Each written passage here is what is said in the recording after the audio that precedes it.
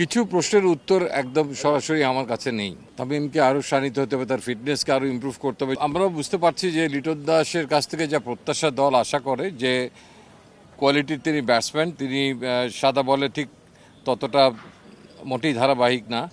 এই কারণে একটা লিগ টুর্নামেন্ট ডিসাইডিং ম্যাচেও কিন্তু আমরা তাকে দলের বাইরে রেখেছিলাম।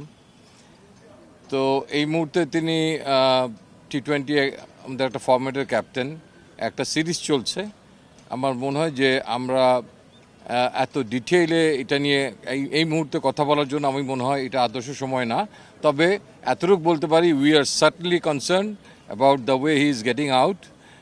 নিয়ার ফিউচার যদি সেখানে কোনো কিছু মেরামতের প্রয়োজন হয়, মেরামতের জন্য কোচরা আছেন। যদি সাময়িক বিরতি নেওয়ার প্রয়োজন হয়, তার জন্য কোচরা আছেন। অথবা তিনি যদি আগামীতে আরও দুটো খেলা আছে, সেখানে আবার ফেরত আসতে পারেন, that will be most welcome. কিছু প্রশ্নের উত্তর একদম সরাসরি আমার কাছে নেই। আসলে সাকিব আল হাসানের ইস্যু আপনারা নিজেরাই অবহিত আছেন। এটার ব্যাপারে আমি এই মুহূর্তে সরাসরি পরিষ্কার করে আপনাকে বলতে পারবো না তার দলের অন্তর্ভুক্তির ব্যাপারটা। এবং তামিম ইকবাল খেলা শুরু করেছেন, এটা খুব আশার একটা আলো।